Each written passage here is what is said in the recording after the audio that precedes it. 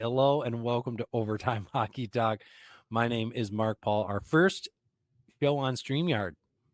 Congratulations to us. Yeah, to us. And I think is it our second or third show on the Hockey Podcast Network?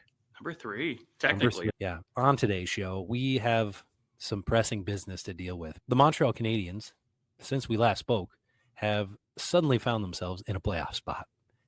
And I think if you had told me that 2 months ago, Montreal would be right here, ready to make the playoffs, I'd have told you, I don't think so. They'll sell some parts at the deadline or something, and it's just not going to work out. They didn't really do much at the deadline. They stood firm. And now they are in a playoff spot with, 7 games left to go, or 12 games left to go? 13? Yeah, roughly. They've got 13 games. Most other teams, 10 or 12 games roughly. Yep. I don't know why I just said 7 at first. My brain was like, oh, it's in April. I want it to be April so bad. Most teams have played 70 games, so I get it. It's true. About 70. Yeah. I guess there was a time when wasn't there a season with 77 games? Oh, gosh. You're thinking about bringing back 84 games to the regular season. Yeah. I could do 84 games if you're willing to eliminate 4 preseason games. They're not. Oh, no. Of those freaking things. They're like, oh, let's not have any NHLers playing the first 80% of those games, or they float around out there for a little bit. Dude, crazy. You know what? At least they don't do it like with football where you only see the guy play for one quarter and then, the quarterback's pulled and you get that third stringer in there. What's the point? Come on. Agreed. I want to see the whole game, but. Yep. Agreed. I think we have to get to the bottom of this because Montreal's a minus 18 goal differential. That's terrible. Obviously, they have not been as terrible in their last little bit, but I want to figure out, is this team real? Could they really make the playoffs, or have they just found their way here? And then as well, I think it's worth talking about the Ottawa Senators because they have now gone from, hey, the Senators might make the playoffs to like, hey, the Senators are basically in the playoffs. Like, it's going to take a pretty big collapse on their part to miss the playoffs now. And then I think over to the Western Conference, we've got the same story going with the St. Louis Blues, who have won 6 in a row and now find themselves 3 points into the playoffs. Let's start with Montreal, though, because they were out of these 3 teams. I think we expected Ottawa to be here or close to it. We expected St. Louis to maybe make some noise. I think both of us had them as borderline bubble teams, and they have found their way definitely since Jordan Binnington decided to go and become 2019 Jordan Binnington again. Where do you have this Montreal Canadiens team pinned at right now? Oh, if you'd asked me a couple weeks ago, right, I would have just said, you know what, they're going to float around maybe in that 6-7 wild card spot as far as wild card standings are concerned in the East, and maybe they might win a game or two, but I would have not have pegged them to go 1 regulation loss in their last 10 games. That's where they're at 5-1-4 in their last 10. They're still 5-5. Right, technically, if you think about lost 5 games. But they're getting points, right? They're getting points where it matters. And that's, for example, my Red Wings, right? They just squeaked out a win last night against Utah somehow. I still don't understand that game when you only have 10 shots and you still manage to put up 4 goals. But the difference is, right, even if they're still, in all reality, right, Colorado, they probably shouldn't have won. Probably shouldn't have lost that in the shootout. They should have lost in regulation. Same with maybe a team like Seattle or the Islanders, who, again, those 2 teams, Seattle maybe not so much anymore, but at the time, couple weeks ago, we're pushing for playoff spots. Those are teams you expect them to win in regulation, right? They got to get those 2 points, and you got to tip your cap to Montreal. They're getting contributions up and down their lineup. Josh Anderson, Brendan Gallagher, guys that maybe haven't contributed earlier in the year, starting to put a couple pucks in the back of the net. And Sam Montembeault is playing some okay hockey. I think obviously we know Nick Suzuki, we know Pat Laine. Those guys they're going to do their thing always. And so that's the difference, right? Where they're getting points really where other teams like my Red Wings have not gotten at least 1 point in a lot of these games where they've been completely just shut out in the first 20 minutes. Yeah. And you mentioned Laine there, who has 30 points in 39 games, hurt early on. And I think finally he seems okay. He's got his groove, right? Like he's got 17 goals. And I think there was a time, not too long ago, where you went, is he going to score 20 goals ever again in this league? it just Right. didn't seem like things were going to go well for him, especially the just putting up good points and being a team guy. He found a place in Montreal, which is really great to see. But when it comes to the Montreal Canadiens, and like like what you're saying, those 4 overtime losses, and there you go. If you don't have those, you're 5-5, and suddenly you're at 71 points, and you are 4 teams lower without those 4 overtime losses. And you know what? The Red Wings have none. And if the Red Wings have those 4, they're in a playoff spot. So you're right. They're able to at least keep games close. Especially recently, they've been able to keep games close. They're still a minus 18 goal differential, but they've been able to keep games close recently. So that has helped them. But I think what some people are forgetting about this team is that you still have Nick Suzuki and Cole Caufield, Brendan Gallagher, Mike Matheson. Like some of these guys have been to the Stanley Cup Finals with this team.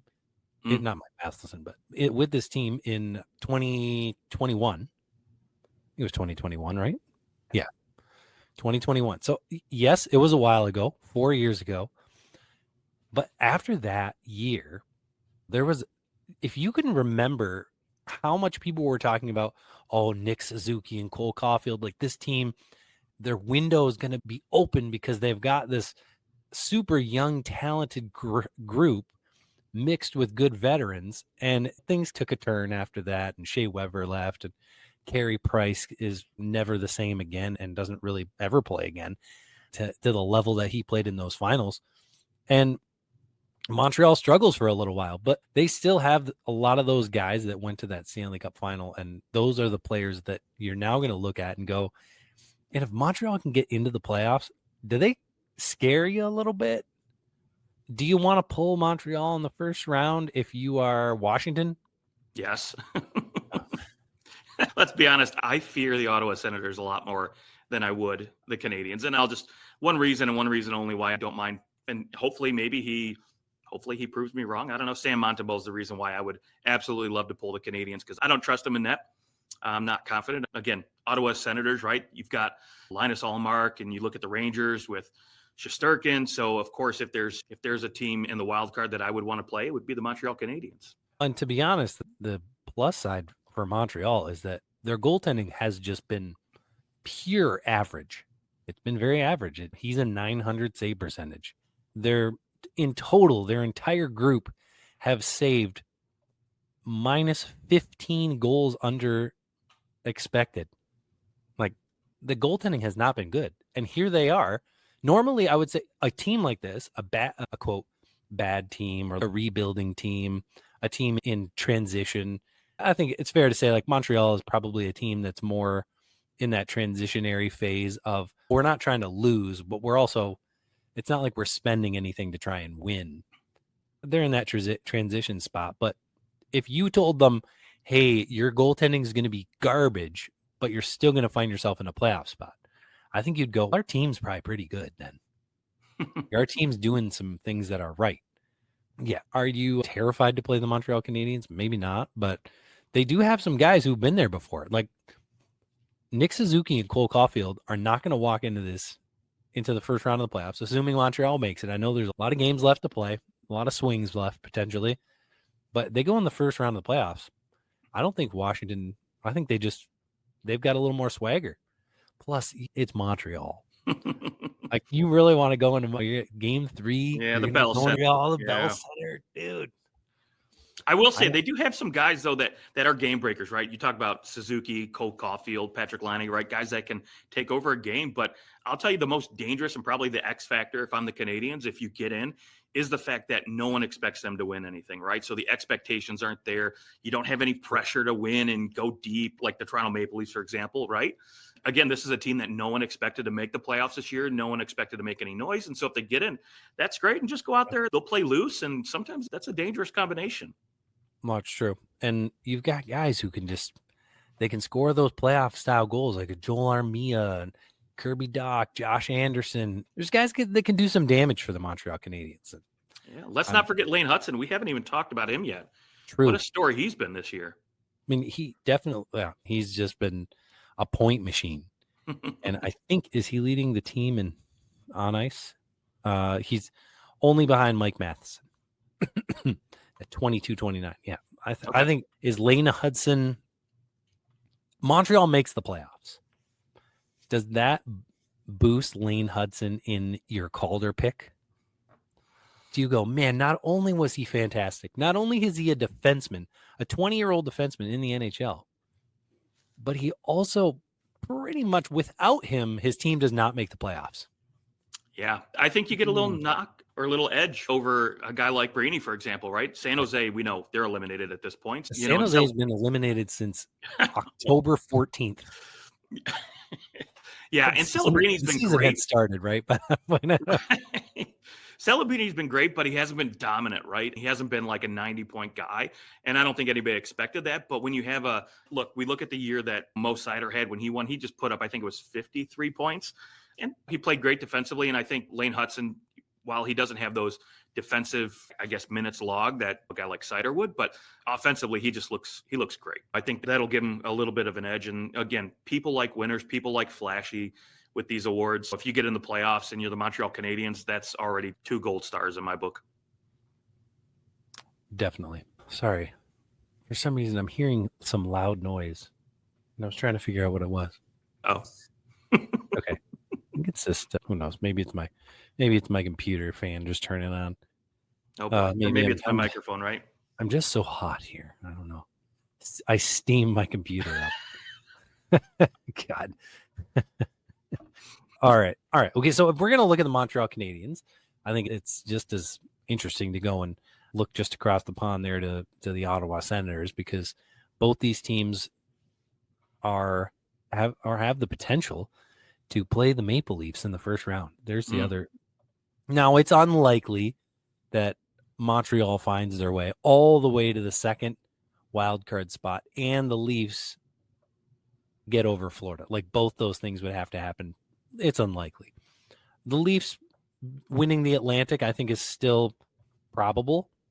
It's still just as likely as anything else. All they have to do is they win their next game, and they are the team that is in the Atlantic, and that would be it. So if they can keep pace, it's in their corner. So it is possible. Certainly, Leafs Ottawa now at this stage is very possible, which would be, I don't know that there'd be a better first round, just a more interesting. Ooh, I want to see that series happen, because it's been, I want to say 2003, I think might be the last time they played each other in the playoffs. Okay. But I think they played each other 3 years in a row in the playoffs in the early 90s. And now we're starting to sound every like single time. LA Kings and Edmonton Oilers here. Yes, seriously. Yeah, which is like almost certainly going to happen again, right? Like the way Vegas is playing, yeah, I absolutely could see that happening again. Yes, they played each other in. They played each other in 01-02, and then they met. Or 01-02 was the third straight year that they met in the playoffs. Then they met. Is this right? Yeah. Okay. Here it is. 2000, 2001, 2002, and 2004, and the Leafs won all 4 times. 2 times it went to 7 games. 1 time the Leafs swept. The other time was a 6-gamer. The year the Leafs swept them, Ottawa had beat the Leafs 8 times. They were 8-0 against the Leafs in the regular season. And they beat the Leafs 5-0 on the last night of the regular season as well. And then they went on to get swept by the Leafs. Always my reminder that the regular season doesn't mean anything once you get into the playoffs. So how are you feeling about the Ottawa Senators, though? Now that they are pretty cemented in a playoff spot, what are some things to like about this team? I got to say, first and foremost, I think Dylan Cousins looks great, right? That was a great acquisition to move out Norris and bring in Cousins.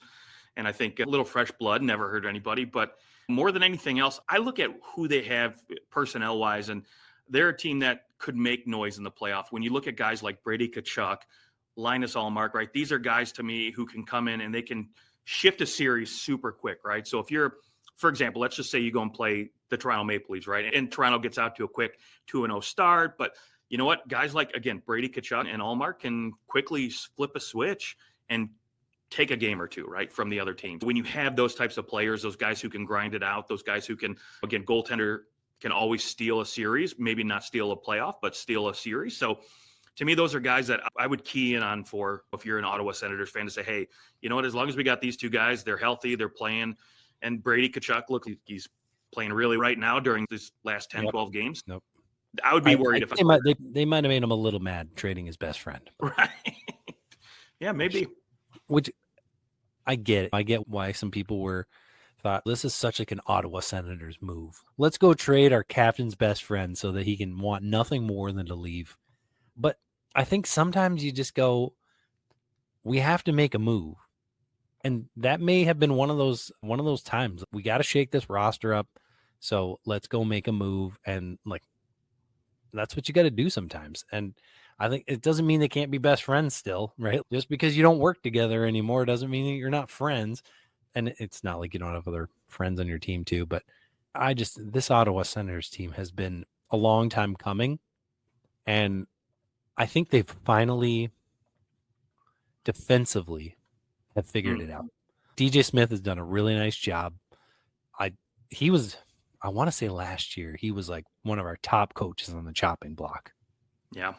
Because it really felt, can he take this team over the hump? Because last year, it really felt like they were minus 26. They led in 281 goals, and they had 78 points at the end of the year. They already have 79 points, and there's 13 games left to go. And they've only allowed 200, which when you look up the rest of the Eastern Conference, all the teams in the playoffs, there are still a couple teams at least, that have allowed fewer goals than that. But they played really well in tight games. And I think that's something that will bode well for them in the playoffs. It's like they're just not freaking out in those moments where you just have to play well. And not every game is going to be super high scoring. However, on the flip side, I think the one thing that I can go, I don't know how legit this team is because they cannot score. Hey, they can play well in a low scoring game, sure. But their defense is good. It's not like it's way better than anybody else's. It's good. They're getting strong goaltending. And you know what? Allmark has been significantly better than he was in the beginning of the season, which is a strong reason why they are in the position that they're in the playoffs. But if there's one thing to be said about them, it's going into the playoffs. You already can't score goals. Will they be able to score enough to win even 2 games in the first round, no matter who they play? I get it. Outside of Brady Tkachuk, no one has scored more than 20 goals so far this season. And granted, they do have 3 guys that have scored 20, but you're right. One of them's gone. Yeah, you're right. Josh One of Norris them's is now gone. If it does become a shootout where maybe Allmark's not carrying his weight, that could be problematic because, again, if you have to play Toronto, who is history has shown that Toronto is capable of tightening up, especially with Craig Berube. They'll probably play a tighter game, maybe win those 3-1, 3-2 games a little bit more in the playoffs. But Toronto is capable, we know, of opening it up and winning games 6-4 if they have to. And same with Washington recently. I was maybe not on the Washington train as much as I maybe have been the last month. But again, Washington can light up the lamp. They're one of the highest scoring teams in the league. And let's not forget Ovechkin can put the puck in whenever he feels like it too. Again, if you're Ottawa and you have to say, you know what, we got to score way out of this game, you're right. I'm not as confident as I would be as maybe a Montreal, for example. This NHL season has been as predictable as a puck rolling on its edge. No one knows where it's going. But that just means there's time for your favorite things to figure it out, and games left for you to get in the action at DraftKings Sportsbook, an official sports betting partner of the NHL. It's super easy for first timers to get started. Try betting on something simple like picking a team to win. Go to DraftKings.com and the Sportsbook app, select your team, place your first bet. And if you're new to DraftKings, listen up. New customers get $5 bet $5 to get $150 in bonus bets instantly. Download the DraftKings Sportsbook app now and use code THPN. That's code THPN for new customers to get $150 in bonus bets instantly when you bet just $5. Only on DraftKings. The crown is yours. Gambling problem? Call 1-800-GAMBLER. In New York, call 877-8-HOPNEY or text HOPNEY 467369. In Connecticut, help is available for problem gambling. Call 888-789-7777 or visit ccpg.org. Please play responsibly. On behalf of Boot Hill Casino and Resort, Kansas, 21 plus age and eligibility varies by jurisdiction. Void in Ontario. New customers only. Bonus bets expire 168 hours after issuance. For additional terms and responsible gaming resources, see dkng.co/audio. NHL and the NHL Shield are registered trademarks of the NHL, of the National Hockey League. NHL and NHL team marks are the property of the NHL and its teams. Copyright NHL 2025, all rights reserved. Boom. Let's get Justin back. There we go. And yes, exactly what you're talking about. The Washington Capitals being this team where we weren't as high on them the whole year, but man, they're disgusting. If you're watching, Jacob Chychrun too. They did. Yes. Yeah. Congratulations, Jacob Chychrun, who just got a $9 million max deal there, $72 million over 8 years. And it's funny because, yeah, it seemed like things weren't going to work out for him. And then bam, here it comes. Here's lots of money, Jacob. Yep. Good work. It's nice when a guy finds a home. And that's what you're looking for. Yeah. So if you're Washington and you're looking at Ottawa, yeah, I think you're probably in a position to where you could definitely outscore them. I think as far as the Florida Panthers still have a great chance, especially the way the top of the Atlantic right now they're all just playing like ping, pong, ping, pong. We don't care about this right now. This is stupid. We know what's coming in 3 weeks. Ping. We don't want to get hurt. That's exactly how they're playing. All those teams are playing like, all right, we don't want to just like bottom out right here, but let's be honest, we got to win out of the next 12 games. We need to win 6 or 7 of them. We can do that. Or we need really, like, let's see, how many points do you think it's going to take to make the playoffs? For whom though? Florida? Oh my gosh. I think it'll probably be 95, 97 points to get in, I think, this year.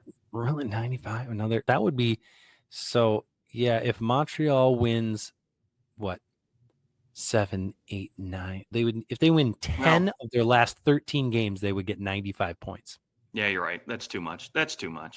So I'm thinking let's lower that number to 8. 8-7. Now it doesn't necessarily mean they go 8-4, but it could mean they go 6. Knowing Montreal, they'll go 4-1-9. Lose so many games in overtime. Why not? But I'm thinking, yeah, maybe it's more likely like 91 points makes the playoffs. So, yeah, you're those 3 teams. You're locked into the playoffs now. I think there is a legitimate reason maybe for the Leafs to go, let's vie for that top spot. At the same time, I don't know that you're that terrified of Tampa. Although there is Vasilevsky. Yeah, I'm always terrified of Tampa, right? They've shown they've got the best coach. They've got one of the better defensemen, one of the better goaltenders, some of the better forwards, and Kucherov. Do I want to play them in the playoffs? They know how to win. Maybe not, but we beat them last time. I know. Again, yeah, you could say the time Toronto beat them, Tampa Bay had just been to the finals 3 years in a row. Exactly. Now they're nice and rested up, and they're pissed. Yeah, no more Stamkos either. So we've got Gensel. Right. Yeah, I think they're ready. A younger, studlier version. Let's just swing over to the Western Conference for a little bit because St. Louis, for everything that Montreal's doing, it's nice to see because there are some younger kids and they're coming out of nowhere. This St. Louis group is not the same. Right? Like the St. Louis group is a lot of veterans. There's not a lot of young players. There are players on this team that frankly had not been meeting expectations. I think the expectation was like this could be a playoff team, but they hadn't been, and now they find themselves 8-1-1 in their last 10. They've won 6 in a row, and they're in a playoff spot as of now with 10 games left to go. What's your thought on what's going on in St. Louis? Honestly, they know they can get in, right? I think it's the fact that you've got your forwards starting to play a little bit better, right? They're mixing the lines up and finding a little bit more chemistry with some guys, right? Jordan Kyrou, Robert Thomas, they look like they're starting to play like they should be playing. But same with Jordan Binnington, right? They're getting goaltending that they should, especially on the backup position. Joel Hofer, I think they're, again, getting goaltending like they should. But the difference for me, really, and why I think St. Louis just maybe looks a little sexier than they really are. Yes, they have won 6 in a row, but the fact that Vancouver, Calgary, Utah, none of these teams seem to want to go out there and take it. To me, just yes, you're not wrong about that. Yeah, just really makes, I think, St. Louis look a little bit better in my opinion. I still have my doubts. Calgary's just won 3 in a row, and they can't make up any ground. No, now when St. Louis is winning 6 in a row, right? But again, the rest of these teams are letting it get away from them. But look, Dylan Holloway's been a great addition. You still got guys like Braden Shin who have been there. They know how to win. Same with Robert Thomas, right? He was there for that cup run. And honestly, the whole Dylan Holloway thing, I know now. I don't think that what's his name? Shoot, what's their GM's name of St. Louis? My gosh, why can't I think of it? This is embarrassing. No, gosh, it's right on the tip of my tongue too. I'm gonna get it wrong. I'm gonna be a loser and go look it up. But yeah, I'm already doing that. Okay, I'm not looking it up. My computer. Oh gosh, that's the coaches. That's embarrassing. See, it's like impossible. No, I know that people are like, you guys are so stupid. Anyways, I don't think that he's going to win GM of the year or anything. Doug Armstrong, sorry. Doug Armstrong. I kept going back to John Davidson. I'm like, no, that's not right. He's not going to win GM of the year, but that might be that just RFA offer on Dylan Holloway, and they gave up what they gave up. Not even I think it was a second and third round pick for both of them. Yeah. For Broberg and Holloway. You're right. If you have to give up those kind of assets to get a second line guy who's putting up 50, 60 points, essentially, let's see, Holloway's at 58 points right now through the season and a plus 16. So he looks phenomenal. And then you throw in Broberg on top of that. Gosh, 23 points, a plus 16 as well through 59 games this year. It was the third round pick for Holloway. Okay. But still. And then the second was for Broberg. Yeah, but for both of those guys, the assets you gave up is 58 phenomenal. Points. What was Edmonton thinking? Not matching. Like, I'm sorry. I mean, that right there, just good luck with Stan. Good luck with him. I think the problem was they wanted proven commodities and they wanted to spend their money there and make these younger guys like Holloway, for example, prove themselves over a couple of years before they get paid out. And I think, again, Stan Bowman comes from obviously in Chicago, right? They relied a lot on these younger guys to come up through the draft, take league minimum money and contribute, which worked out pretty well. Obviously 3 cups in 7 years. Again, with Edmonton, you're paying all this money to Draisaitl and to McDavid. You don't have time to sit around and wait, right? And to watch these guys develop and hope, right, it pans out. And so they didn't want to pay Holloway and they figured they would go pay Jeff Skinner, which has worked out really well for you. Yep. I don't know. There you go. That's just, they went after Jeff Skinner, and Jeff, he hasn't been bad, but no, he hasn't been bad. But if you compare the two guys, and Dylan Holloway's at 2-2 for the next 2 years, it's a steal. That is an amazing, absolute highway robbery by the St. Louis Blues to be able to do that. So I love that move, and I love that it's working out and it's paying dividends already very quickly.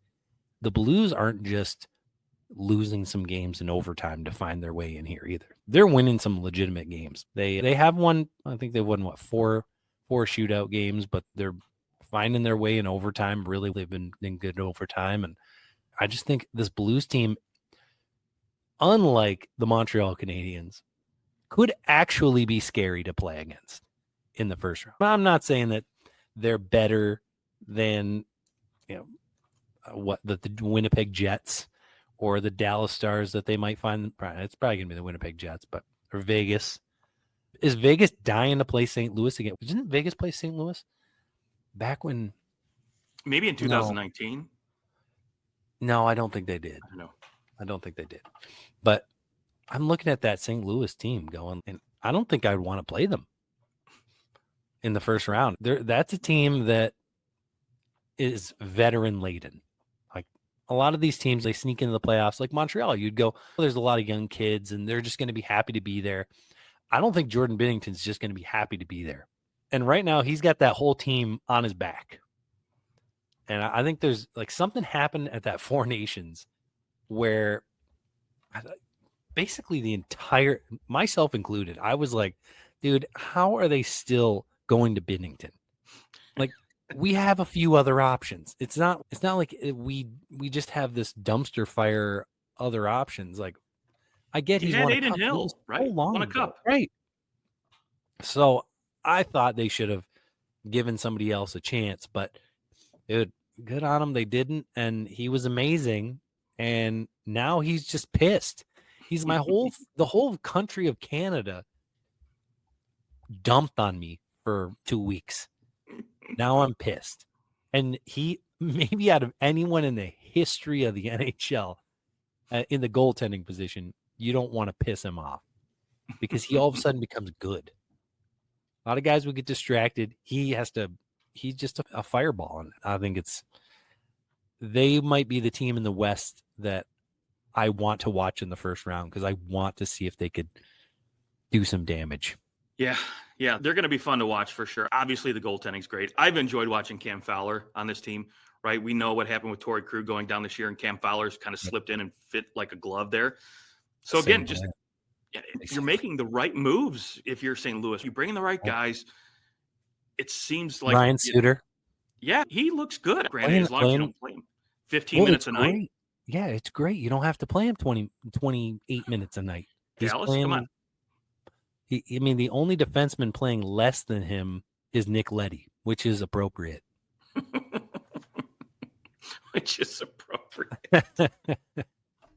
But the other things is that Chychrun and Thomas needed to be the leaders of this team again, unlike last year where things really just went sour for those two guys.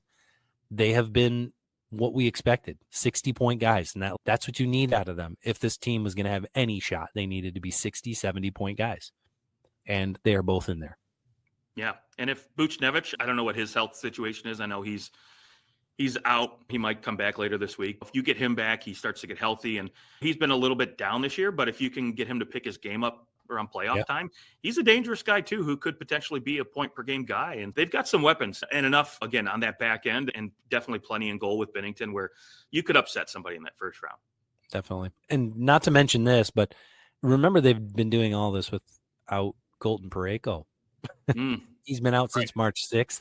They did come out and say that this was about a week ago, said he was progressing well. He won't need the full 6 weeks to recover, which isn't surprising because he's an absolute freak. But that still, in my mind, puts him as like hey, don't worry, Colton's not going to miss the playoffs at all. He'll be back before the playoffs. And I'm sure that when the Blues were originally seeing him go down, it was like, that might be our playoffs. And all they've done is won since he's been out. So that to me, you're about to get him back. And then I think you're in a great spot for the playoffs. Yeah. Now, he's not an elite number one guy, but he's still a number one guy. And how many teams do we know are going to lose their number one defenseman and still manage to run off 8 games, 10 games, this kind of record that they have? Exactly. That's impressive. Yeah. Yep. And I think for St. Louis, it would be huge if they can find their way into the playoffs, make some noise, because hey, you have the team now that needs to do some things. So good on them. I'm excited for the last 10 to 12 games or so here. There are still lots of games left, but the Rangers are still there, but they've still been so bad. The Blue Jackets have completely melted down. We didn't even have a chance to talk about them, but we'll talk about the Blue Jackets on our next show, I'm sure, because we felt at some point we were like, okay, it looks like the Blue Jackets they're just not going away. And right after we said that, they went away. So, well, look, Monahan's back now. They managed to sneak one out against the Islanders last night, and so they're right there. It was a big win. So, it was a big win. They needed it, but yeah, the Islanders, man, remember the Islanders were the team that was like, they're so far out. And I think we talked about it. We said maybe the Islanders could be the team that finds their way back in this. Everything is so wide open. It's pretty awesome. There's 5 teams vying for 5 teams vying for one spot. Yeah. All within 3 points of each other with 11 games left. It's going to be a fun race. Oh, yeah. And hopefully the winner actually wins their way into it. That's what we're looking for. Win your way into the spot. Don't like accidentally stumble into it like Washington did last year, where everybody just lost it. The last game of the season, this team just goes, oh, they already won in overtime. Well, just pull the goalie. Oh, that broke my heart last year. Oh, I didn't see it. I had no idea. Nobody tells me anything. Okay, Godfather, guy who sometimes makes it sound like he knows everything, and then, I don't know. I don't know what happens anywhere else. Nobody told him. Montordi. Yeah, that was one of the biggest lies I've ever heard from an NHL coach. I had no idea what I was doing. Everyone in Detroit should wonder if John Tortorella hates the Red Wings, which he was in Columbus long enough to have some kind of hatred towards them. Granted, the Red Wings were quite bad when he was there, but still. All right. Any final thoughts before we wrap up the show? I don't know. Do you want to pick who you think gets in the East at least? I feel like maybe. Idea. I said that's a great idea. Yeah, let's pick. In the East? Okay, let's start with who we want to get in. Who do you want to get in? I think want and who we think. Yeah, that's, again, 2 totally different things. So I'm just going to say first, I want the Red Wings to get in just as a Red Wings fan. But if I can be honest, though, I don't want them to get in because I would rather them get a better draft pick, realize that, hey, this isn't working versus Yzerman saying, oh, we got in, so what I'm doing is working, so let's continue it. Let's go get us another Justin Hall and sign him. I don't think he's dumb. He's smart enough to go, all right, yay, we made the playoffs. This is great, but we were definitely a bubble team, and we're going to be a bubble team forever. That's not why I was brought in. I was not brought in to be a bubble team guy. I know, but you know what? I would prefer them not to get in. So I guess if I wanted anybody to get in, I want Columbus just because what this team has gone through, especially with Johnny Gaudreau, I think just be great to see that team get in and that city to have that. Okay. Yeah, that would be pretty cool. I want the Red Wings to get in. I want some Red Wings hockey back, some Red Wings playoff hockey back, and I think it'd be a lot of fun. Like just watching, even though I don't care that much about basketball, but Michigan winning against Texas A&M, it's just fun when the hometown team is in it and there's some hype around it. So I want that. I want to be invited to the parties to go watch the games. Because you know what? If the Wings don't make it to the playoffs, I only know two people that would actually watch a random playoff game. One of them is you. So I just but I know that if the Wings are in the playoff, there'll be people like, hey, Mark, you want to come over and watch it? I know you're a hockey guy, right? Why is it that people that watch hockey are a hockey guy? People aren't like, oh, you're a football guy, right? No, nobody says that because everyone just assumes you watch the Lions or like you watch the NFL. Oh, you're a baseball guy? No, people just nobody's a baseball guy. Well, that's fair. No, that's not true. You just have to be over 50. Okay, yeah, so I want the Red Wings to make it. I think the team that ultimately does make it, I keep talking about the New York Rangers. I just got to stick New York Rangers. I got to say that this team has to be able to go, there's 11 games left. If we can win 7 of them, we could probably make the playoffs. And that's wild after the season they've had. And then the first round, there's the team to be probably scared to play. Yeah. They get a full reset button on their season and a chance to forget the regular season. That would be the team I wouldn't want to play in the first round. Yep. I'm 100% with you. That's the team I think gets in is the Rangers. I think Shesterkin is going to will this team in and basically put him on his back and go. Okay. Let's do Western Conference. Okay. Team I want to make it in. I want the Calgary Flames to make it in because I think it's always better when a Canadian team sneaks in. And that would put them playing Winnipeg potentially. And that would be really fun. Yeah. Give me a Canadian first round matchup. That would be awesome. And then the team that I don't know, St. Louis is going to slow down. So it's hard for me to now at this point pick against St. Louis after what Binnington's doing. I got to say that my pick would be St. Louis if I were a betting man. Okay. Yeah, the team I think and the team I want is St. I shouldn't say always, but is St. Louis at this point. I wanted the Utah Hockey Club to get in, but they're just a couple of weeks ago it was possible. Yeah, but 6 points out, even with a game at hand against St. Louis, I just don't know.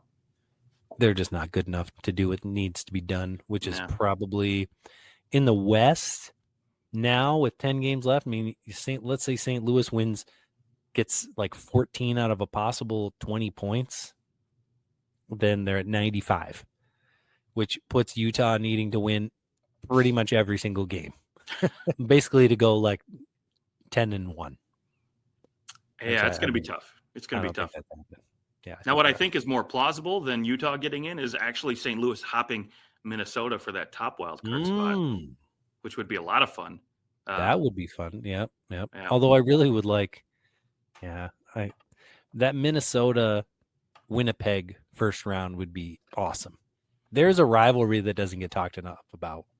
That's a good one. Two very close in proximity teams. And getting most hopefully don't know their Canadian geography. Yeah, and hopefully getting Kirill the thrill back too in time for that one would be great. Yep. Yeah, they're better than what they're showing because of that injury too. All right, there is our show. Thank you for listening and thanks for being here.